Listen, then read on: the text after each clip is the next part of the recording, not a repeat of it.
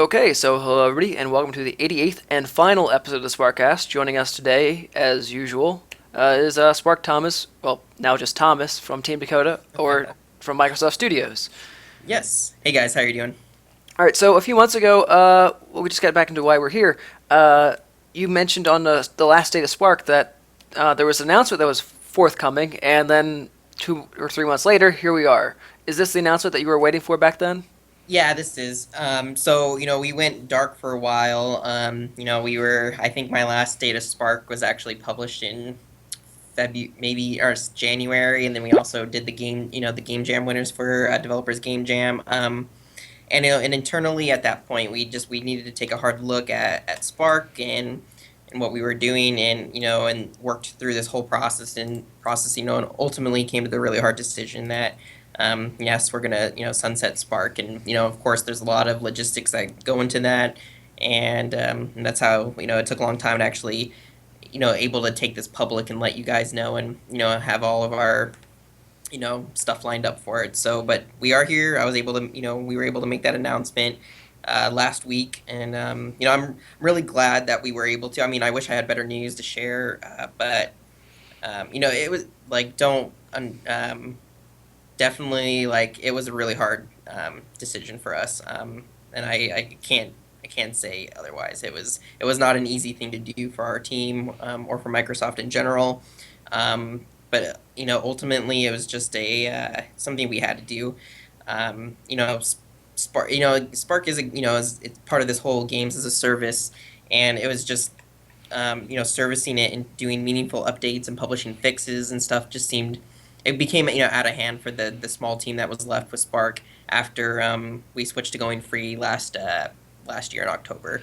Yeah, But so yeah. this is something that I've seen mentioned in a few either blog posts or YouTube videos of people that are going over the sunsetting of Spark, as we'll call it, where since this is an online service, it goes away after it's no longer being supported. Whereas, like with your old Super Nintendo games, you can still play those for the rest of your life. But with Spark, it's online only for the most part. You can only download it from the store. You can't get it from an app yet. Um, so it just vanishes. It almost gets erased from history after it's no longer supported. Yeah, I mean, the tough part is, right, and I think this brings up also about, like, kind of remove the decision to remove it from the stores and actually keep it from being download is, the team feels and Microsoft feels that without services, really, Spark is no longer a great experience, to begin with. It's so dependent on services, for fresh content made by the community, the joy of being able to actually share your creations, and I totally understand that there's people out there who, have a lot of fun just creating on their own terms, don't need anybody else to look at it, and they just want the sandbox to play in. And the good news is, if you already had installed Spark, you're able to still do that. But largely, as far as for new experiences coming in and keeping that up there, on the store, just didn't make a whole lot of sense. It's not a good experience. And then on top of it, right, we have bug fixes and things like that we still haven't gotten to, like reliable controller support on Windows 10, right, which is an OS that we're hope more and more people continue to adopt. And that's like we had other major bugs too. So that all came into this decision to actually take it away from the store too.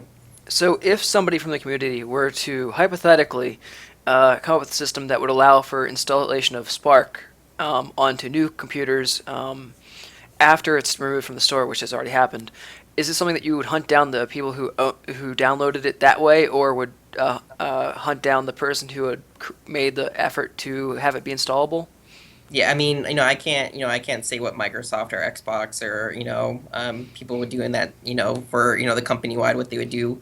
But for me personally, um, I'm not gonna do anything about that. If people are able to figure out a way to keep Spark and have this small, really diehard community going, and I already know there's things out like Spark Share, right, that allow people to still share worlds together in an offline environment. Like, I think all that Over stuff's great. Like, PC.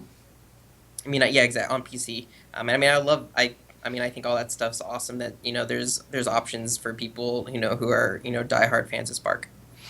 And I did release a composite of a bunch of people's work, putting together like the top 100 to 150-ish levels inside Hmm. Project Spark. So I think that would be a good starting point for people to upload stuff onto SparkShare, so that people after the fact, if they hadn't experienced Jump Cubs or any other of Thomas's favorites like Frostbite episodes 1 through 3, You do know all my favorites.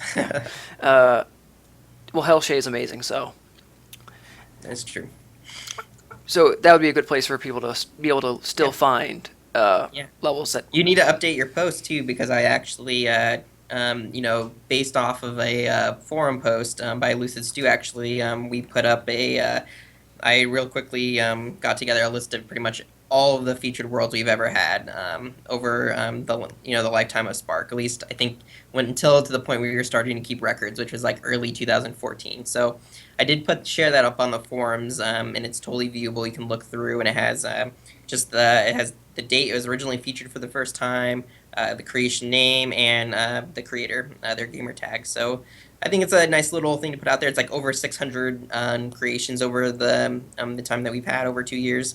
So take a look at that. That's also a good list to draw from. I think probably all 150 of yours are also on that list as well. I would be shocked if not. Yeah. Well, I know Hexpox, because that came out after the feature feeds was no longer updated.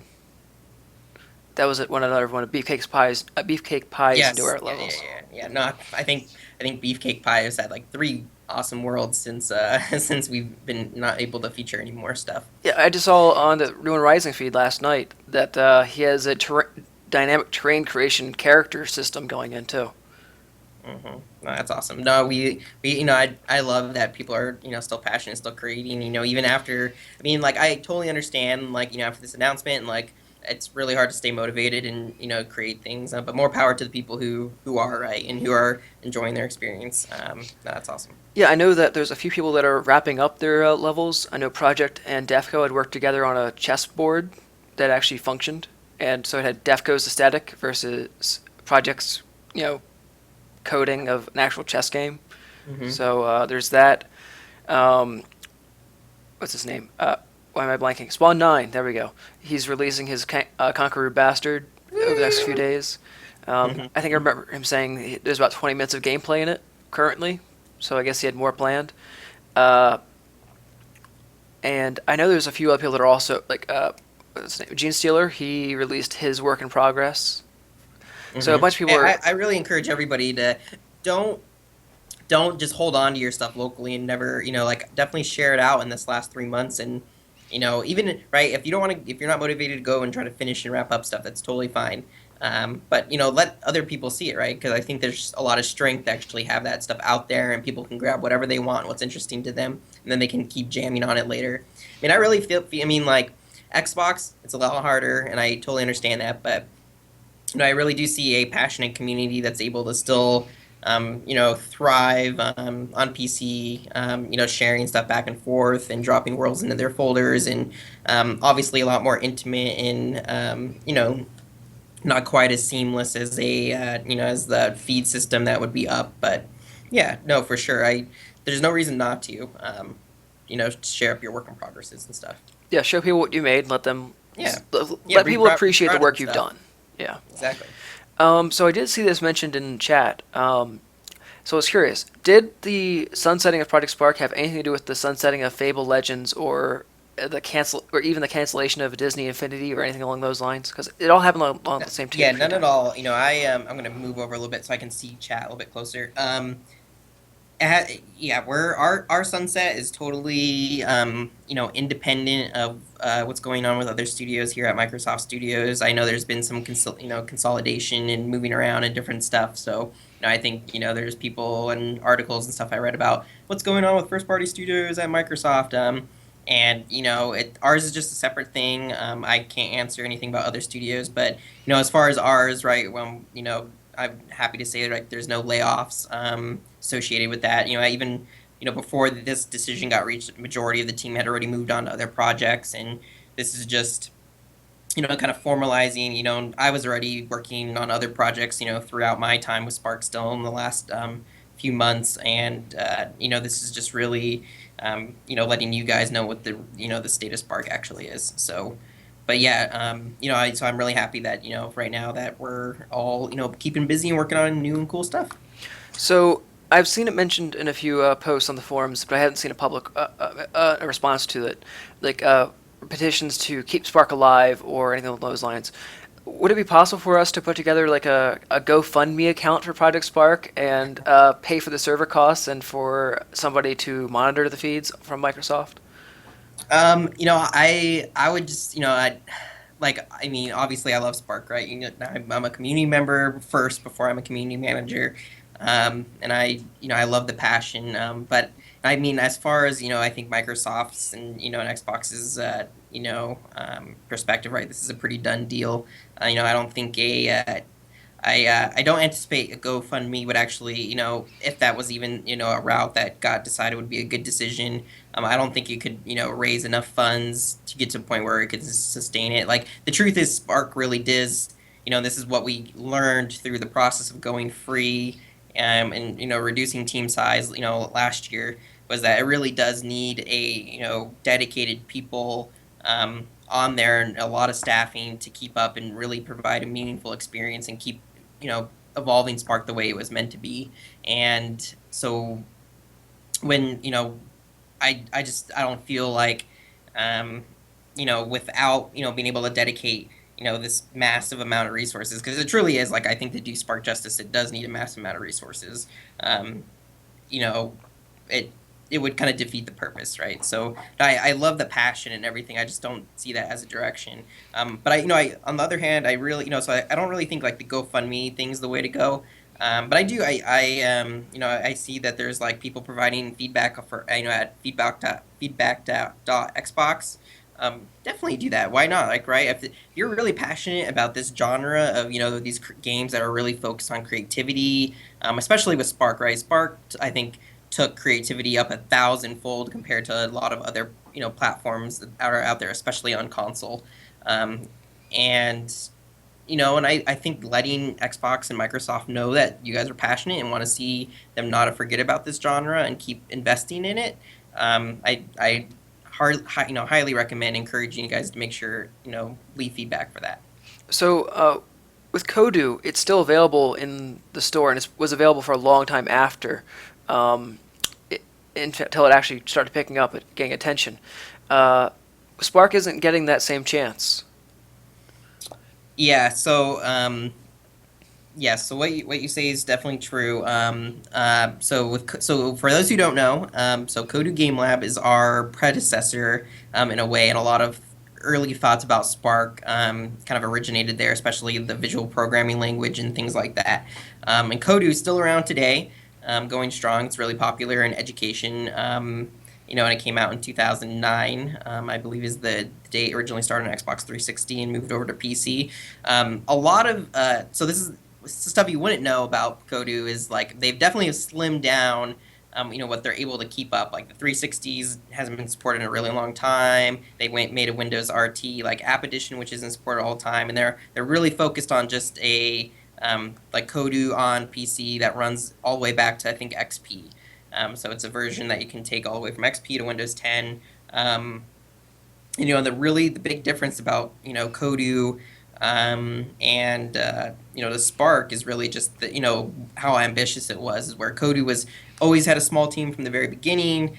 Does a lot of great things where, for sure, but keeps it on a very small scale, I guess I would say, where Project Spark is this very ambitious service-oriented product, triple A, at one point, as a team of over 100 people at one point. And Kodu never, I think at most the team was 15 people in its heyday, right? But the amount of work and resourcing it requires to keep, one going versus the other is dramatically different. And in hindsight, right, like, I do think that, like, there's the potential that if Spark was up on, kept up and kept going and over, 2, 3 years time, we would see this, a dramatic reemergence, same way that we saw with Kodu and education. Um, Definitely possible. I mean, there's no guarantees, right?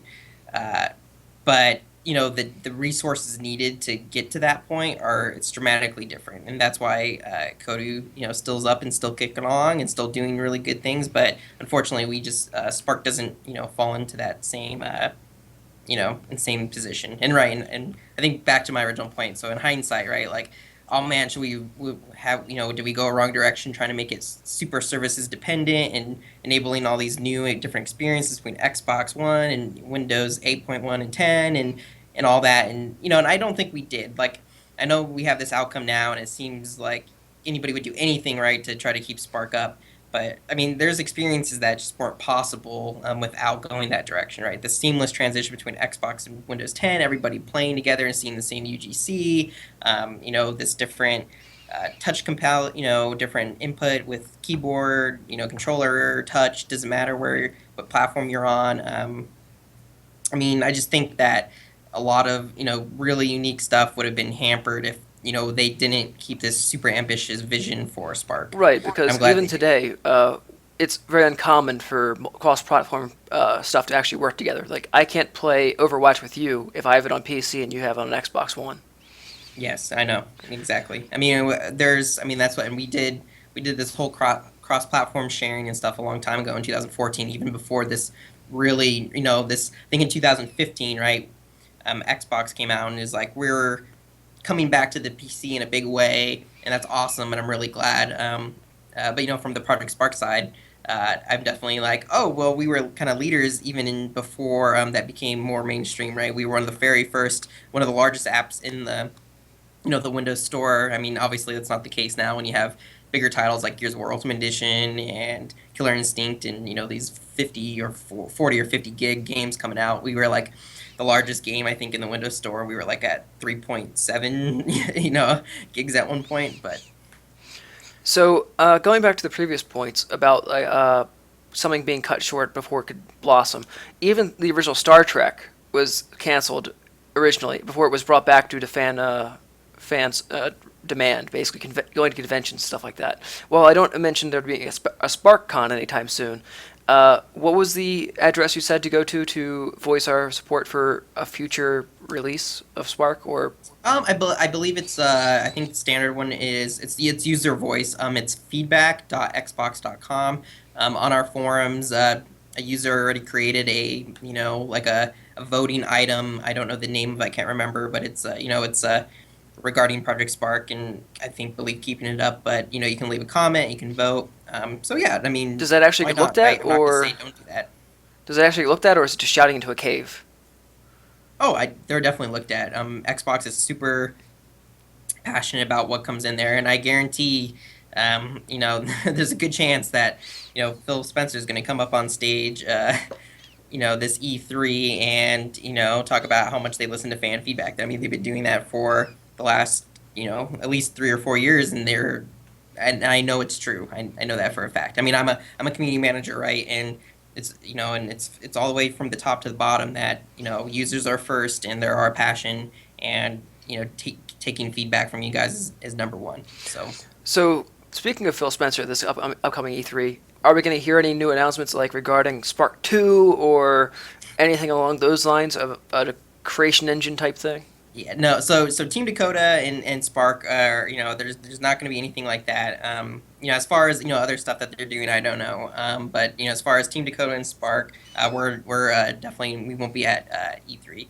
I mean, I can pretty much say here, I'm comfortable saying it is for Team Dakota, right? With all of our team members have basically dispersed, around across Microsoft, working on a number of different projects. So for the most part, really the studio, it's pretty much dissolved at this point. Right, because I We're mean kind of all spread to the wind. we've seen YouTube videos of people from previously from Spark, like Andy Zibbets and uh, not I can't remember his name. Jed. There we go. The previous art team working on a space simulator type thing Yeah, yeah, for the that's right. Yeah, so HoloLens. our lead artist Jed, he was working on that community-driven Space Explorer Galaxy app. That's for HoloLens. That shipped, I think, with the developer edition. Um, Back at the end of March, app build. Okay, so I guess looking back a little further, we were talking about UGC. I wanted to bring this up at the time. So, in your opinion, what was like some of the more surprising, not just the highest quality, but some of the more surprising UGC that came out? Oh well, man. Just so when you say surprising, do you think like, I mean, just stuff that we never expected that Yeah, people would yeah. make, Like or I okay? was, for example, Bloody Ninja, where you had the heads popping off of things. Yeah, that was like an early one where I think the visual style and art just really surprised us. Obviously, like people, I think Spark's standard art style too is very kid friendly and approachable. We're a rated E title, but with UGC and this big creative palette, people can make stuff like that, right, with heads popping off and things. And we saw the gamut, right, with horror movie ride, all those things that could be a lot actually scarier and darker themed. And yeah, when we first saw, I don't think it took very long, but of course, when you put all these creative tools out there in the community, they quickly show how much can be done with the art assets. So no, that was I think Bloody Ninja is a really good example of where also too, Bloody Ninja, I think, showed a lot what could be done with if I remember correctly, I want to with if you have more custom characters, how with the attachment system, right, you can actually kind of do some limb dismemberment and things that we didn't bake into our own models to begin with. So there's cool things like that as well. I mean, the before Defco did it much better. That was like one of the few modern cities that we had seen inside of Spark. Hmm. So, Yep. So we never did get to do a modern, DLC pack or series, and but that hasn't stopped people from making awesome modern sets and different things like that. I probably would say the best modern um, environment that we've seen actually are coming out of our last, developer game jam entries. So there was an awesome 2D environment made by Defco, One Chromecast. Time No, Hero. Chromatic. Hmm? Chromatic. Yes. No. Yeah. um, One Tim so Hero. we Yeah. saw an awesome, modern scene there, and then we also saw more. I mean, I'd even argue, it's kind of more, I guess, modern but sci-fi too. Is even in where Andrew Two's creation, right? And Orbit. Um, 32 Resilience. yeah, Orbit 32 Resilience, the full name. That one had, I would actually say a lot of those environments could have been more modernized too. If it had a sci-fi tint to it, but yeah. Um, so there you go. No, I do think, as the longer and longer Spark was up, people got more better at using the tools and sharing that knowledge and just keep wowing us, right? Like, I think especially toward the end too, we saw a lot of people who figured out how to, manage their prop limit more and get a lot more bang for their buck with terrain sculpting and how that could actually, you could make really, really good, buildings and structures actually out of terrain. And then if you dot objects throughout that right away, you save a lot on prop count, but it still looks really good. And I think it helped when we were able to do terrain titting that allowed people to actually do their own colors for paints.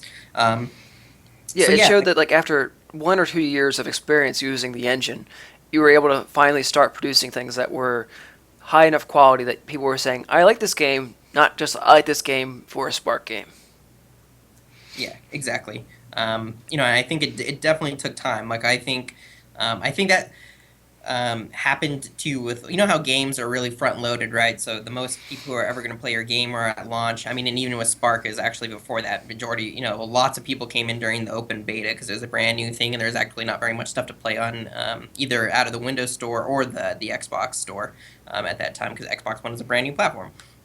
But as you saw that, right, like usually how the trajectories go. Over time you lose people, but obviously like with a UGC platform like that, it's the exact inverse of that trend is with how the quality of your creation. So, as people users are, have their time with Spark and then they're moving on to play new stuff, your UGC for the people who are staying just gets extremely better. And I wish it could be inverse, right? I wish we could have, the UGC quality that we had now at the, toward the end. I wish we could take all that knowledge and put it at the beginning, and allow people to experience even better, better stuff and start from that much higher place. But I mean, you get, you can't just dream that up magically, but that just doesn't happen. But We learned a uh, lot of lessons along the way, like even as exactly. hard, like something as simple as scoping out your project appropriately, because people just don't have the the termination after the motivation goes away,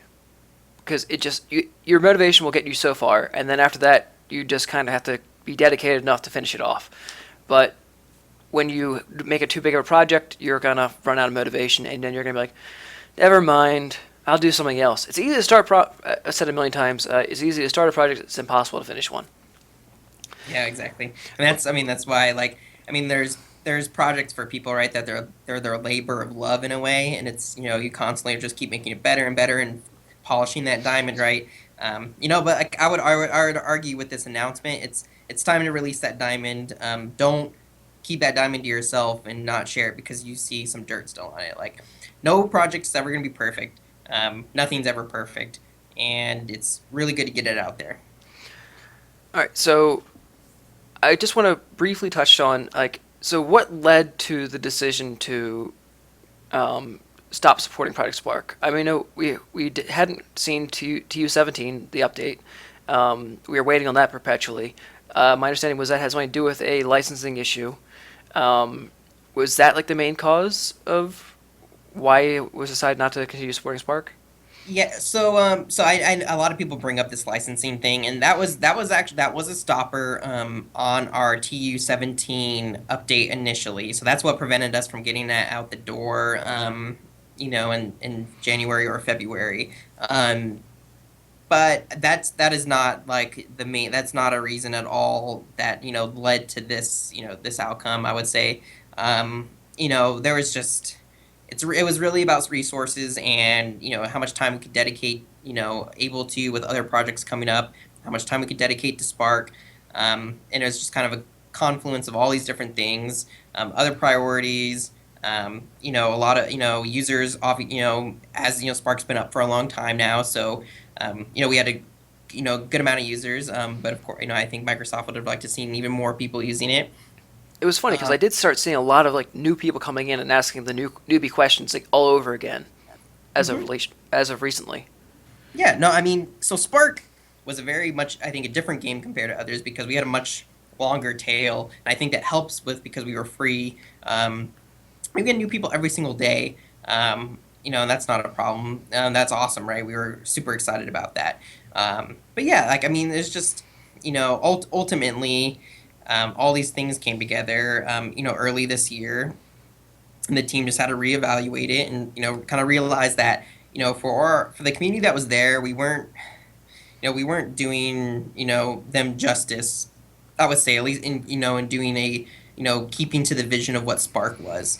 We had this great vision for Spark, and I think we were able to hold on to it until we lost a good amount of our team members to other projects and stuff. And at that point, I think it really came to this point where this decision made sense and the best way to go. So from here on out, what would you suggest like users do with their creativity? Like, is there any other Microsoft product that actually lends itself to the level of talent that you would develop from using Project Spark? Or Well, so Microsoft doesn't have a game engine specifically for. Well, I guess they kind of do. So I'll go a couple of directions with this. I highly recommend that for people who have used Spark and were pushing the limits of it and really making good stuff. Like now is the time to really look at a professional game engine. That's right. So I think the two biggest ones out there are Unreal or Unity. And don't be intimidated by those. I've seen a lot of people who've used Spark jump to those and realize how much actually there's similarities. And I think the coding can be a little scary at first, but I mean, if you have to do a tutorial, take a tutorial. Like, I mean, maybe they're not as good as watching, Muscad stuff on YouTube or, our education streams or something. And I hope anyway that you enjoy those. But but for these professional engines, there's so much stuff out there to help. And we had Project Spark had a big community. These engines have huge communities too, right? Because your AAA titles and all the way to your indie games are powered by these things. And I want you guys to dive deep into those things. Don't be afraid about it. Like, I think there is hesitation, or you're intimidated by it, or you see it more as a hobby. This has been a really great hobbyist kind of thing. Well, I mean, take that forward. You can be a hobbyist with these more professional things. I mean, it's been great, right? They're both free now, Unreal and Unity to jump in, and it's really you're on generally on PC. But you can share this stuff with your friends really quickly after you, build and compile, something together. Some stuff you can even host directly into the browser and just share it with your friends through a link. Um, do that. Like I think there's no reason that with Spark and with the state that we're in, like I last thing I would want to hear is people are not inspired to continue creating, right? Like you guys are creators, and I hope you've learned that about yourself as we went through this. And take that forward. Don't stop. I'm looking at new engines and different stuff that I can build, and I've been doing some stuff in Unity for fun. I'm a community manager. I'm not a game dev per se, right? But I dabble in random things that I can do, and I'm figuring out some more C sharp and everything else, and it's fun, right? Like we have this creative itch that we want to scratch, and keep doing that. Keep pursuing your dreams. So, 2 points on that. One was going towards two other game engines that are professional, but they have their own limitations. But I only know more about the so Construct 2. That's 2D creation engine, and it has a scripting language built in. So it's kind of like a guided coding as opposed to a free form. Type in the word, use semicolons, and all that stuff. It's kind of similar to the blueprints that Unreal has, is my understanding. And then also on the 3D side is Lumberyard, which also has a blueprints-like structure that will allow you to do shortcuts through having to skip a lot of code. So those are two other options. Lumberyard is 100% free. Construct 2, I believe, has a free version and a paid version. So the free version will let you know if you want to actually invest, I think it's like $100 into the full engine. That's And awesome. if you're interested in sprites or doing sprite-based stuff for 2D, there's a program called Spriter, and it also is in a free and a paid version. And they also sell a bunch of sprites that are fully animated as well. So if you want to buy some from them. And going towards stick to your strengths, I strongly agree. Well, not stick to your strengths. That was my point I was going to take from it. After using Spark, you now know your strengths. You know what you're good at. You know what you stink at. You know what you're okay at. Try to focus on your strengths. And if you have somebody that you know that's good at the areas that you're bad at, work with them, because it's dangerous to go alone, right? I've said this a Hmm. million times, but it's even more so an issue outside of Spark. Yes. Now you bring up a really good point, so I want to grab onto it and do my appeal out there to everybody. So Project Spark, we're pulling it from the store, and all this stuff's happening, and yeah, it sucks, right? There's no denying that. But the community stays. You guys are all out there. You still have all the skills that you have, and you guys have all these new friends that we all came together and made, and it's awesome. I've had a great time talking with everybody. I'm like personally friends with a lot of people in the community now, and don't lose that just because you're not able to download Spark anymore, can't connect to services. Like that doesn't mean you shouldn't talk to these people, right? Like a lot of people are. These are all people who are interested in the same stuff that you are, and why not take that? Take that as a group and go into these other engines and stay together and collaborate. And we made a lot of friends along the way. So don't just leave. Don't give don't not give people your email, your phone number, your Skype or whatever. Like keep that together. Why not? Like I think the community has been one of the strongest thing I've ever experienced with Spark. Personally, I guess I was closest to it, but you guys have been just excellent, and I loved it, the collaborations that we saw and the friendships, and don't lose that. So that's my appeal to you Yeah, guys. I wish that more people had collaborated inside of Spark, because some of the best levels that were created were collaborations.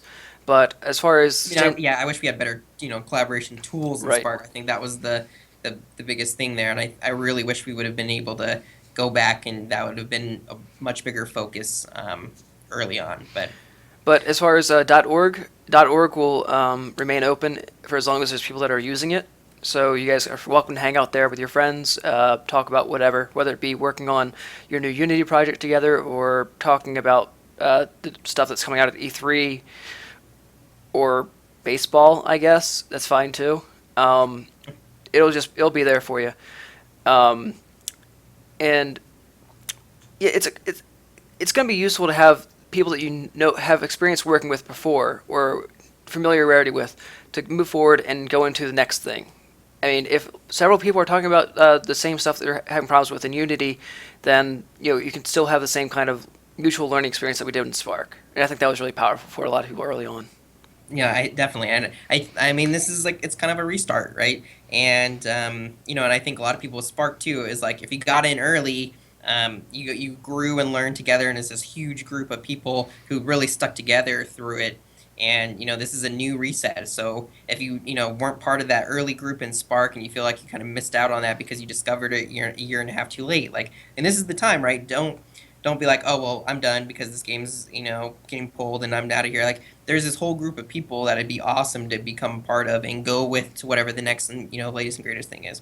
And like you mentioned earlier, in some previous examples of like communities I've been part of, whether it be EverQuest or WoW or uh, anything of the sort, we basically lost touch, like almost immediately. Like, oh, I'm not playing this game anymore. I walk away, and then I'm like, wait, I I don't have their email, or I have their AOL Instant Messenger address or screen name, but nobody uses that anymore, so I don't have any of their contact information. I've lost a lot of friends through the way. So before, if you decide to peace out, then make sure you do get like the email address and a Skype or Discord username, that sort of thing, just so you can stick in contact with the people that you actually do appreciate and enjoy being around. Yeah, exactly. And also, Twitch does add a friend system, so you can actually add people as friends now. Oh, really? Yeah. Oh. Yeah. Not many people are using it though, as far as I can tell. So, Hmm. yeah. But they're trying to branch out to be more a social network type thing. Of course, it seems that's the popular trend. All right. So, was there anything else you wanted to cover? Because I think we just went through everything. I mean, I think we hit a healthy chunk of topics. Is there anything you want to go over For those more? wondering about, you talked about .org being available. I can tell you right now, I don't have information regarding like our website for ProjectSpark.com and our forums or like our other social media channels or like YouTube, right? I mean, there is a chance that those things, would be taken down in due course. I would say that at least you can expect all those things to be up until August 12th, which is the day our services come down for Project Spark. Um, so feel free, to continue using our forums if you want to talk to people or, send a private message regarding, like contact information, sharing all that stuff. Um, but And yeah, you can always so visit someone in real life, like Rodrigo and Halloran. Halloran did. Yeah, it's pretty awesome. Uh, across the ocean. yeah. So phone numbers work too. But there is something I want to touch on. I did remember achievements. Not my personal biggest caring, but you can Oh go yeah, ahead. no, that's a good point. So yes, we're unable to do any work as regards to patching and trying to fix or update achievements in this offline environment. So yes, a number of achievements, probably more than half, are going to actually become unattainable when we go shut down. So if achievements are important to you, we gave 3 months heads up. Please, that is your time to go out there and get achievements. And majority of them can be done. I know there's some tougher ones like Weekly Warrior and stuff that require a certain amount of time. But the earlier you jump in, the more chance you're going to be able to get your completion. Also, I know without having new users come in, it's a little bit tougher for download achievements. There's only really one download achievement now, which is Rising Star, and I'm thinking about doing an official Rising Star boosting session. Until then, if you're trying to go for this achievement, there is a mega thread that we put up on our forums, so you can put it out there. Please don't post a new thread about it. I know there's a lot of people who are curious and trying to wrap up their achievements in it because that's important to them. So, but we definitely take achievements seriously. I'm trying to pay attention on our forums as well as true achievements. But yeah, and I do wish we could keep them all attainable. But it's just unrealistic. If we were able to make that update. There's a lot of other stuff I'd probably prefer to update to, right, to the actual game to make things run better and fix bugs and stuff prior. But yeah, but that's the situation on achievements. And you want to, when you're doing a level for achievements, you want to make sure you have achievement in the level name spelled correctly, so it doesn't get moderated, right? Yes. So moderation and removing worlds and stuff that are achievement hunting, that aren't appropriately labeled, is still occurring because we do want to make this still a good experience, right? We have these people who are polishing these awesome gems of worlds, they still need to be seen, in this 3 month time period. So yes, if you are doing an achievement world, please include the actual word achievement in there so it gets in the proper appropriate feed, or else you could risk having a world with 90 downloads and 10 more to go for Rising Star, and it actually gets moderated out. And it's not just us. There's actually, there are community moderators too. So that's why it's not like I can just stop Team Dakota from doing it. It's a group effort to make sure that the feeds are clean. Okay. And for people who find clear achievement levels outside of the Achievement Hunter feed, they can click them and report them as offensive, and that will be a way to trigger it to the moderation team, right? Correct. Okay. All right. So somebody mentioned Roblox. I'm not familiar with that engine, though I have heard a little bit about it. I've never used Roblox. So Roblox, you would have to, if you want to actually create something for Roblox, you have to go on the PC for it. But they actually do have this thing now where they have a client on Xbox One, and they bring the most popular Roblox games there. I know you can actually make money publishing through Roblox as a creator. That's not something we offered. But investigate if that's your thing. I think they particularly what they do well. We had a good relationship with Roblox. I personally haven't met any of their team, but Brian actually went out and met some of them at a conference once. And South by Southwest, yeah. Yeah, exactly. And I think they're awesome people. I think one thing that they handle really well that we never were able to achieve is like multiplayer servers and having larger lobbies of people in a game, right? I think they can do set that up really easily, so it's like you get this whole actual multiplayer experience, which we only were able to do by kind of a party multiplayer experience. But yeah. So one more thing I do want to mention before this winds down at all. Defco is going to be streaming later tonight, and he's going to be streaming some Project Spark stuff. So I believe it's part of his creation process and some of his more impressive results and things along those lines. So that's awesome. I hope he talks more about what he's going to do in the future too. I'd love to hear about. He's one of our most talented Project Spark creators, and if he goes and makes a game in, a different engine and tries to bring it to store, I will be buying. No question. So his Twitch username is defco_7t. So you go to that channel and then click the file button and turn on the alerts so that you'll be notified when it goes live. Thanks for sharing the link, Muscat. And I actually did talk to him a little bit about an avenue for him, knowing that his artistic ability is so far above what average would be. It's considerably above average.